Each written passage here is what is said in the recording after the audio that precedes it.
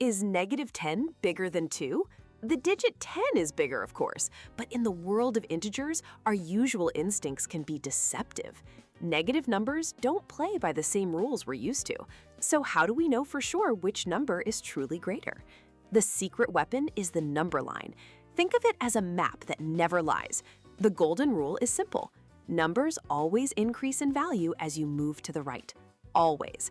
This means any positive number, even the smallest one, is greater than any negative number, no matter how large its digit looks.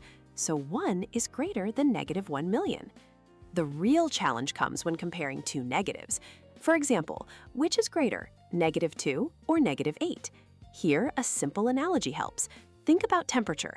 Is negative 2 degrees Celsius warmer than negative 8 degrees? Yes, it is. Warmer means a higher or greater value. So negative 2 is greater than negative 8 because it's closer to 0. It's further to the right on our map. Sometimes, though, we only care about distance, not direction. This is called absolute value. Imagine a submarine at negative 200 meters and another at negative 300 meters. Which one is at a greater depth? The one at negative 300, because its distance from the surface, its absolute value, is larger. So, when you need to order a jumble of integers, just follow the map. Start with the most negative numbers, the coldest ones, and move right. Pass through 0, and then climb up through the positives. From tracking debt to charting temperatures on another planet, the number line gives us the ultimate guide. The further right you are, the greater your value.